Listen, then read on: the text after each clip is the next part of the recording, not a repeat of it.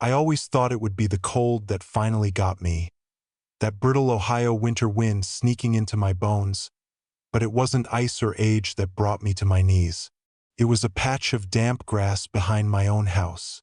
The roses had been thirsty, the blooms drooping their tired heads, so I slipped on my old gardening gloves and set out to prune them, just like I had every spring since Frank passed away.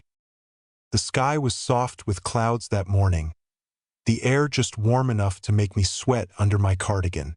I remember thinking how the roses didn't care if anyone noticed them. They just kept blooming whether admired or ignored. I was crouched down near the trellis when my foot slipped on a slick patch of mud. My legs folded beneath me in a way no legs should. There was a crack, a wet, nauseating sound. My body jolted sideways, and before I could cry out, I was on the ground, cheek pressed to the damp earth. My heart pounded so loud I thought the neighbors might hear it. For a moment I couldn't breathe. Pain flared up my side and radiated through my wrist. I tried to roll over and nearly blacked out. I don't know how long I lay there counting the seconds, my breath ragged. I thought of Frank. I thought of my children. I thought of how this was exactly the sort of moment I'd always been there to help them through. Splintered bones, sudden emergencies, life coming apart in an instant.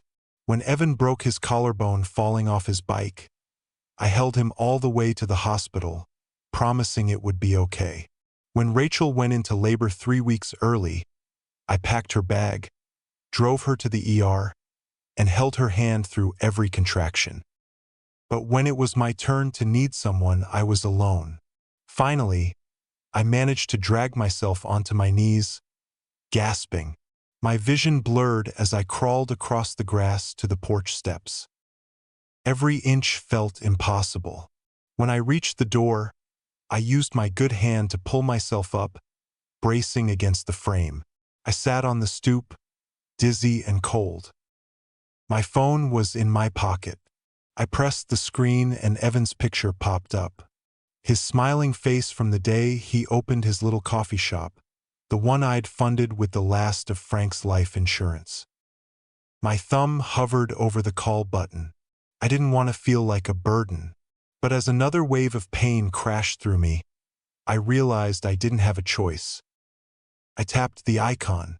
The phone rang twice before a hollow voice informed me, "The number you have dialed is unavailable. Please leave a message." My stomach turned. I tried again, thinking I'd misheard. Same message. So I called Rachel. Her face smiled up at me too. The day she moved into the house, I helped her buy. My hand trembled as I tapped the screen.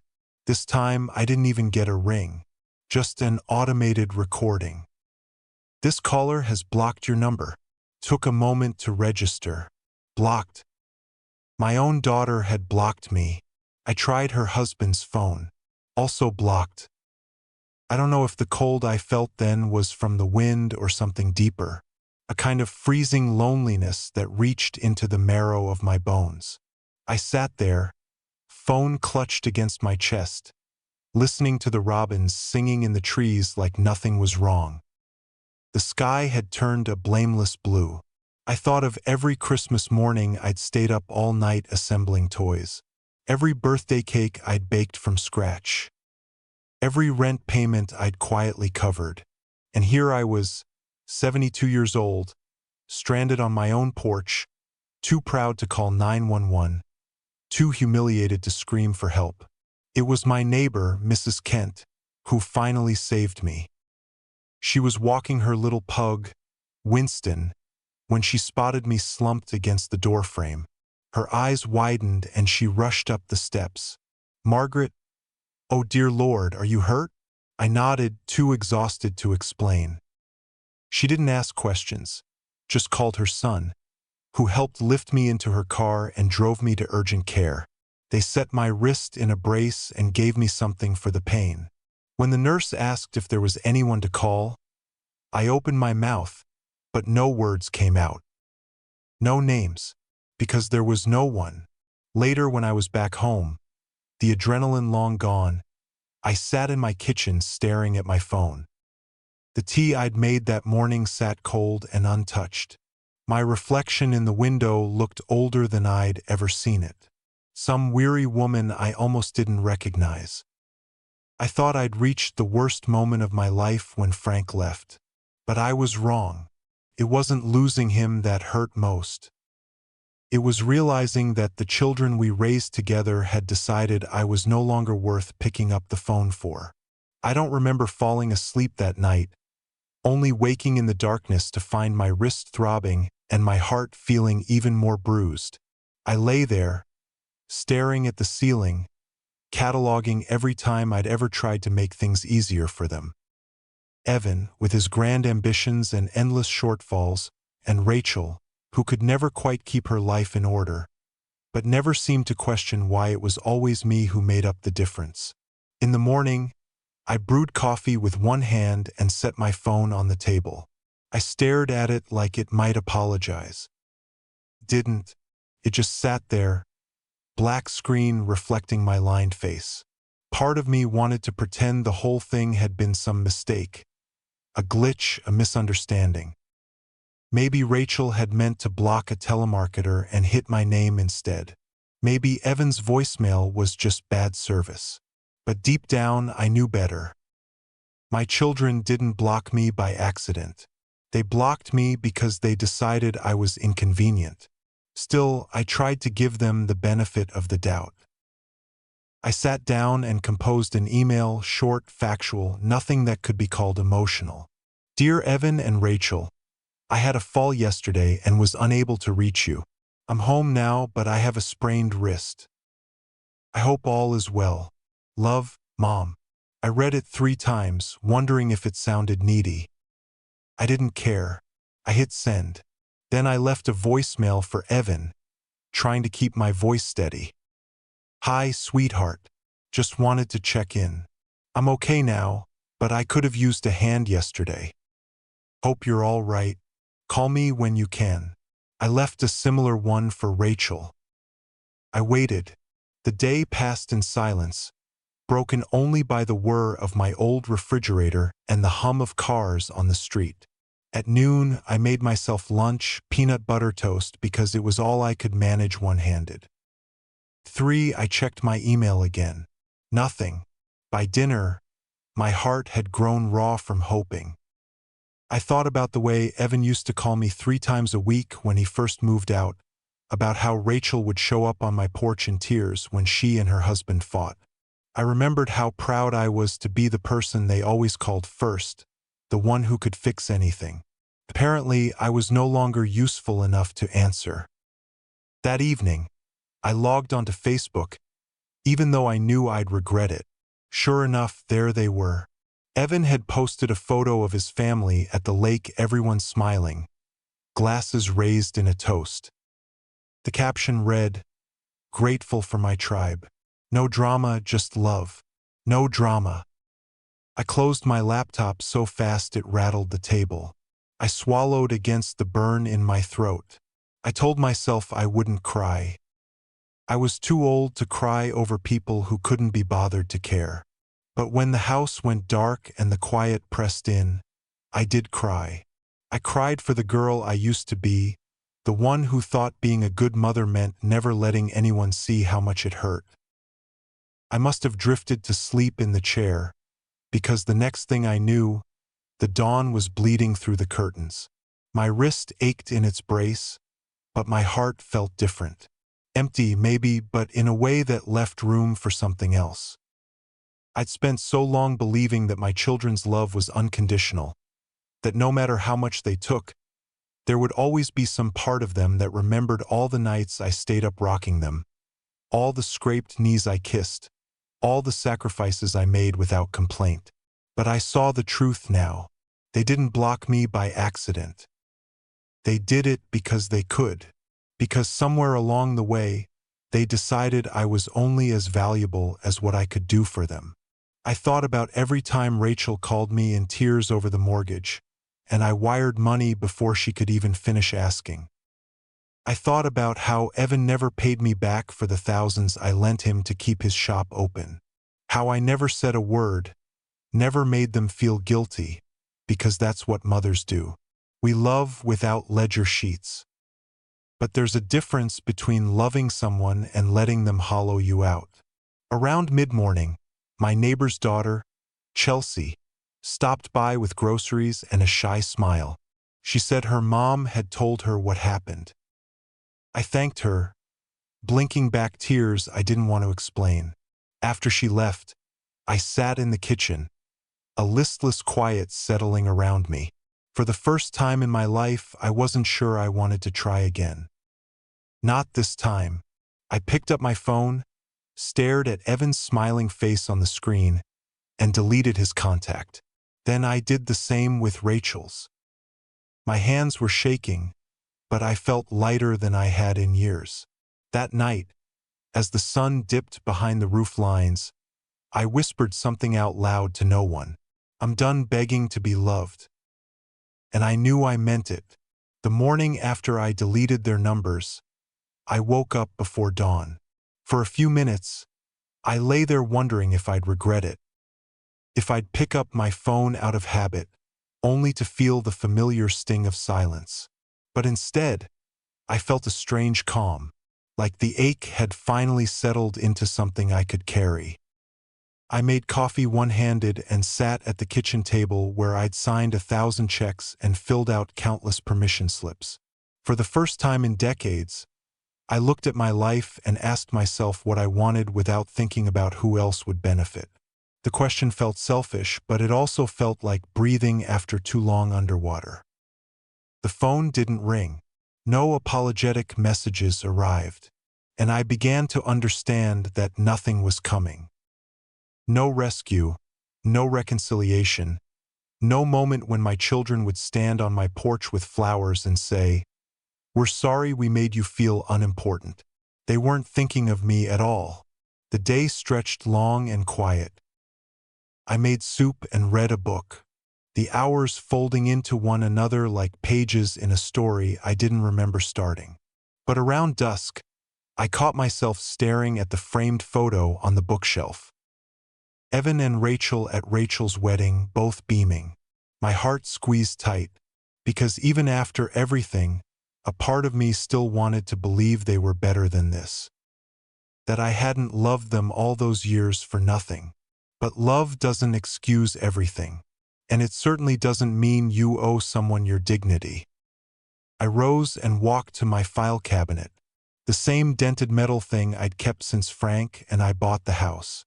I pulled open the bottom drawer and took out the thick manila folder labeled Simply Estate. Inside were bank statements, insurance papers, the deed to my house, every piece of my life they'd assumed belonged to them someday. I remembered the last conversation I'd had with Evan about my will. He'd laughed warm and certain and said, "Well, Mom, someday it'll all come back around to us." As though my life's work was just a holding pattern until they could inherit it. I nodded back then, because it felt easier. Because I thought that was love, quietly preparing to leave something behind for them. But as I sat there with those documents spread across my table, I realized that maybe the most loving thing I could do now was to stop enabling them. To stop giving them reasons to treat me like a faucet they could turn on when they were thirsty and shut off when they were full. I called my attorney the next morning. His secretary sounded surprised to hear from me. It had been years since I last updated anything. But Mr. Callahan got on the line within minutes. "Margaret," he said gently, "how can I help you today?" I swallowed, my throat dry. "I need to make some changes," I said. My voice didn't waver. "I'd like to remove my children as primary beneficiaries." He paused, maybe waiting for me to change my mind. When I didn't, he asked, "Would you like to designate alternates?" "Yes," I said. And as the words left my mouth, I felt something crack open in my chest. A space I hadn't realized was waiting to be filled. I want the trust to go to my grandchildren, but not their parents. And not until the children are adults. He was quiet for a moment. I understand. We arranged an appointment. He said he'd prepare everything. I hung up and felt my heartbeat settle. The quiet rebellion had begun, not out of spite, not because I wanted revenge, but because I wanted peace. I wanted the rest of my days to be mine, not a ledger they assumed would someday be theirs.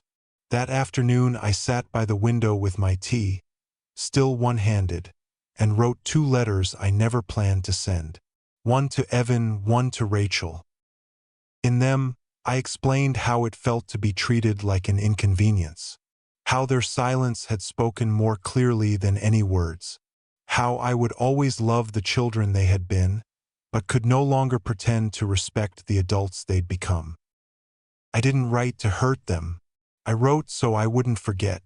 So if someday doubt crept in, if I wondered whether I was being too harsh, I could read my own words and remember the truth. When the sun went down, I folded the letters and tucked them into the file cabinet with the revised documents. I sat there a long time, feeling the weight of it all. The years I'd spent giving without question.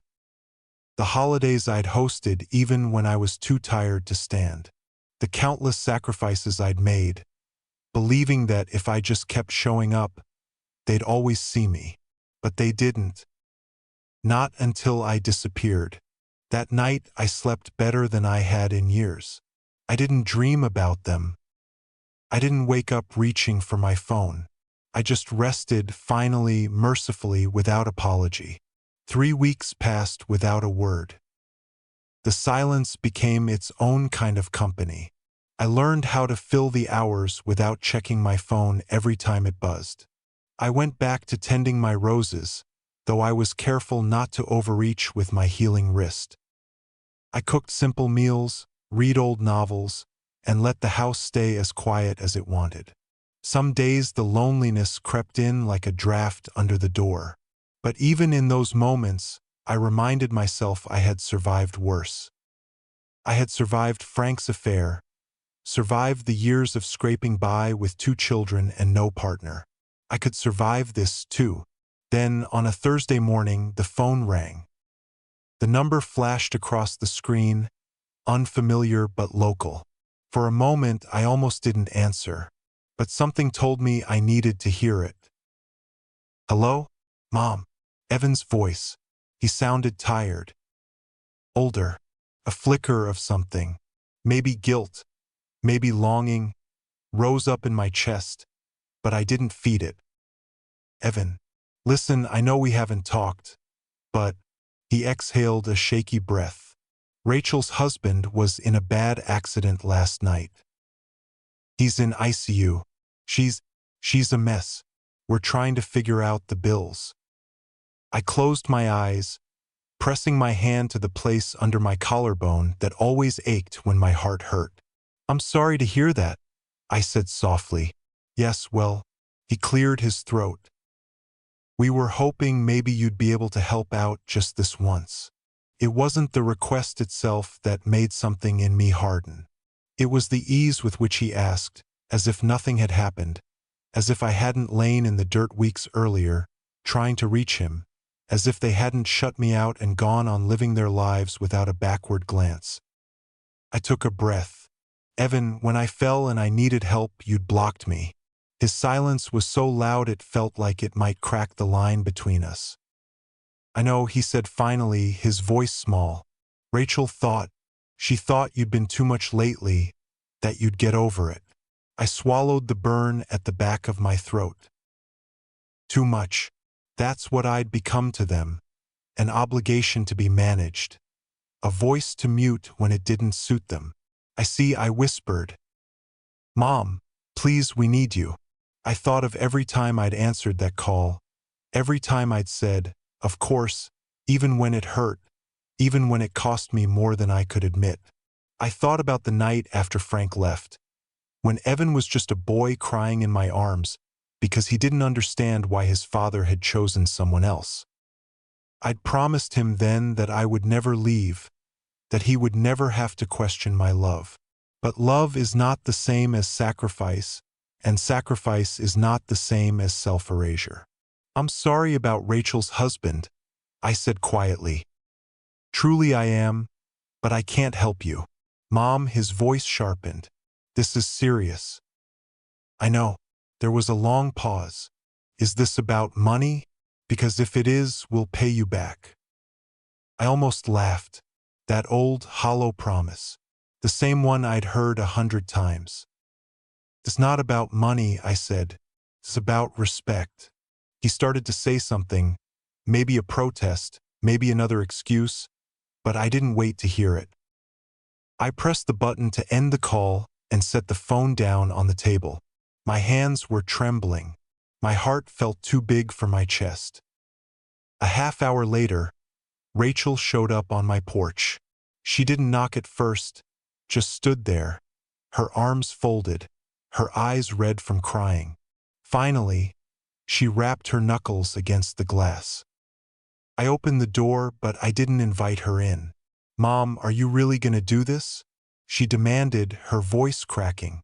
You're punishing us when we're already hurting. I looked at her, my daughter, the baby I'd rocked to sleep so many nights, the young woman I'd supported through every bad decision, every heartbreak. And for the first time, I saw her not as my child, but as an adult who had made her own choices. No, I said calmly, I'm not punishing you. I'm protecting myself. She flinched like I'd slapped her. After everything we've done for you, she hissed.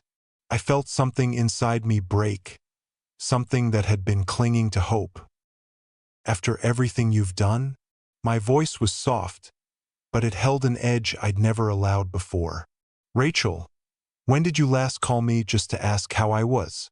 When did you last thank me for any of it? She looked away, jaw tightening.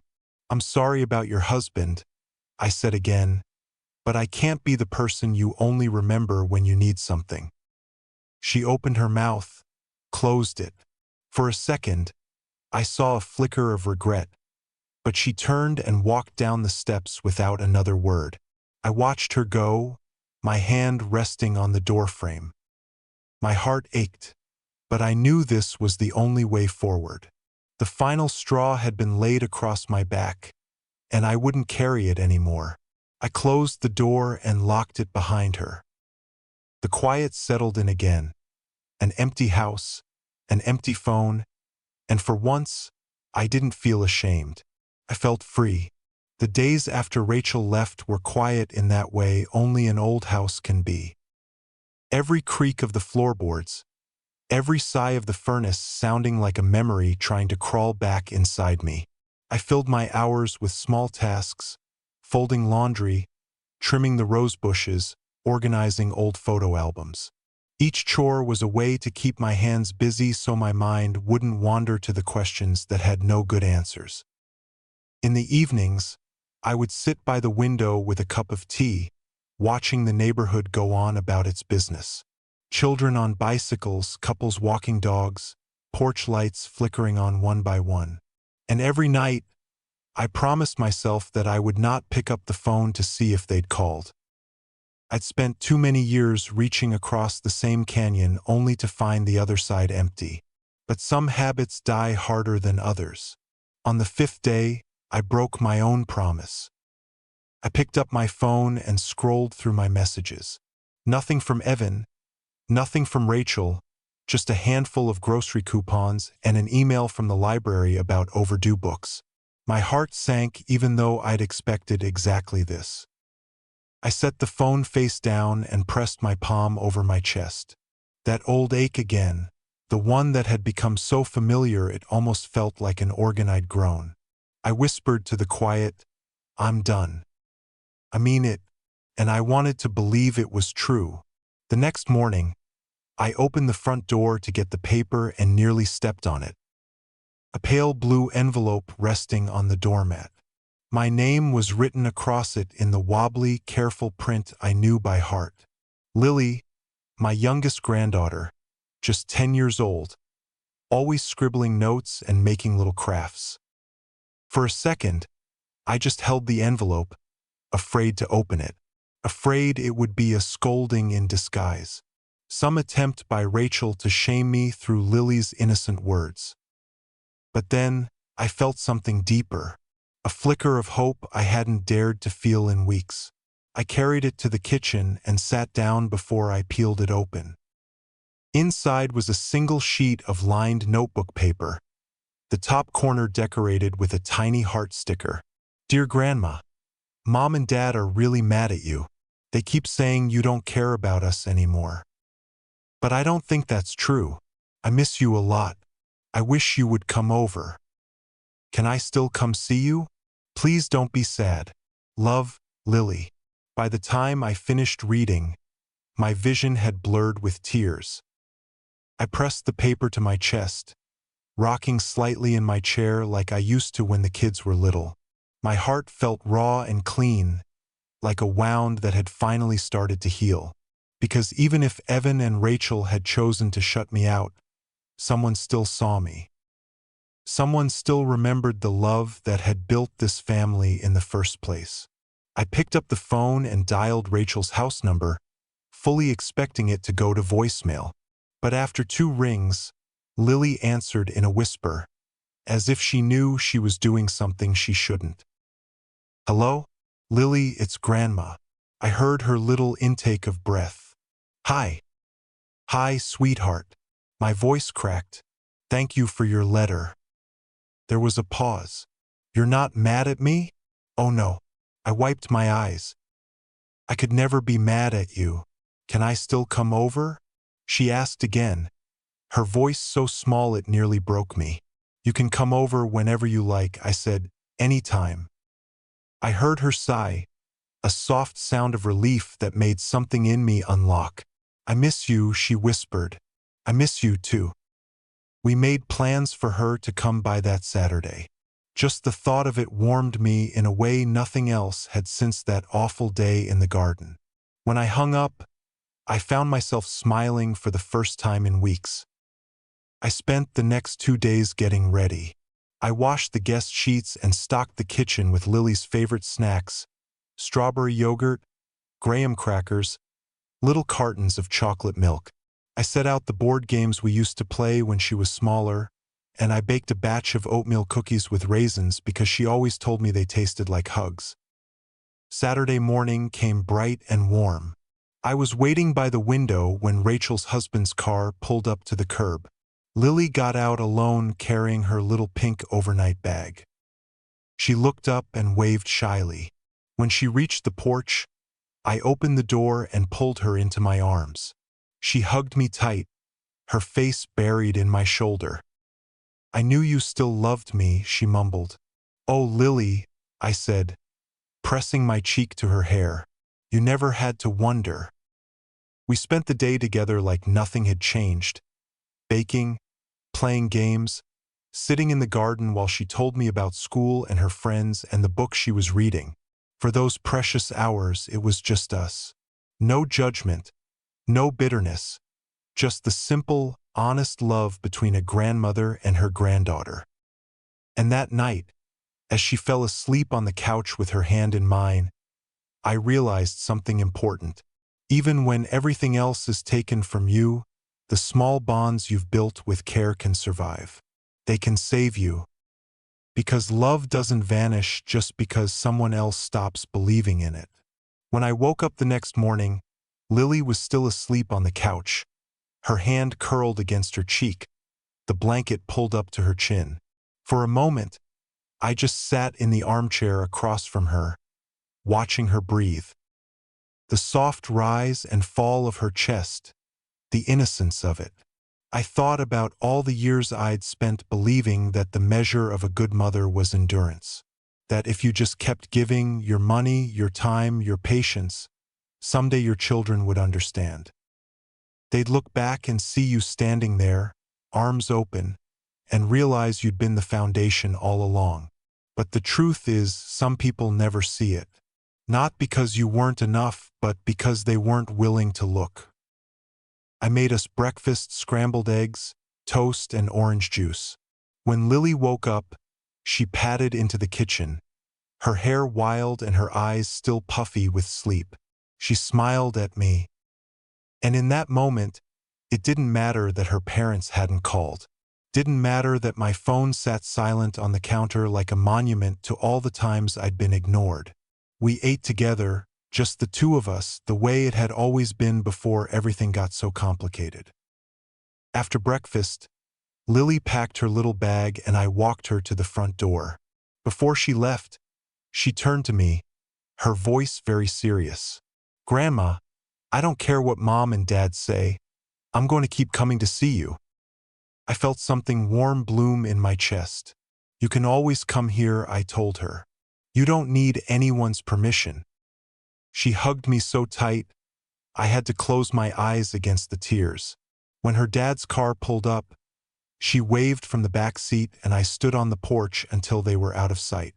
After she was gone, the house felt quieter again, but not the lonely, accusing quiet it had been before. This time, it felt like a pause, like a space I could finally fill with something better than regret. I knew then that I was ready to draw a line in the sand that no one could smudge out again. I called Mr. Callahan and confirmed that all the paperwork was in order.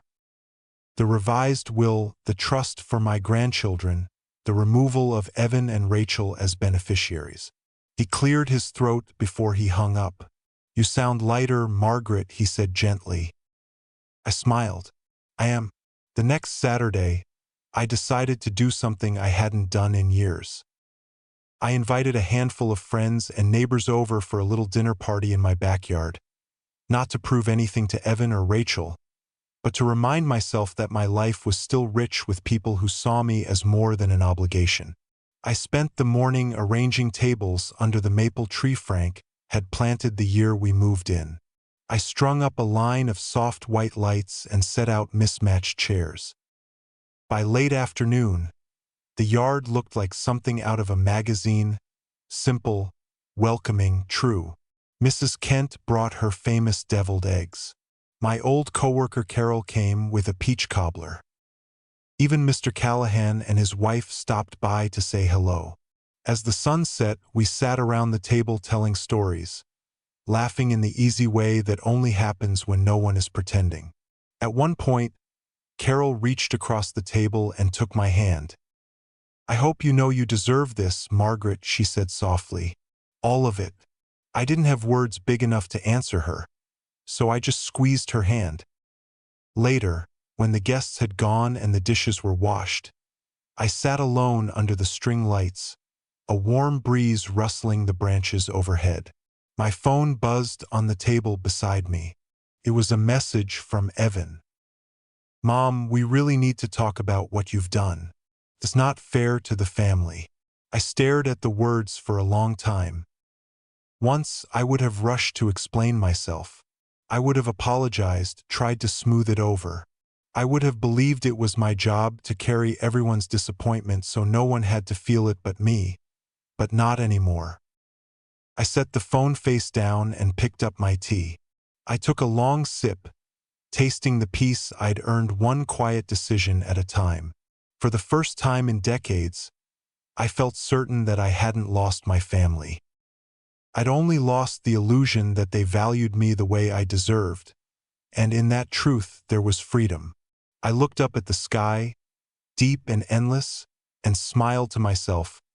Let them call me selfish. Let them call me ungrateful. Let them gossip about the inheritance they'd always assumed would be theirs. I was done being the woman who never said no. I was done proving my worth, and when I finally stood to go inside, I didn't look back once.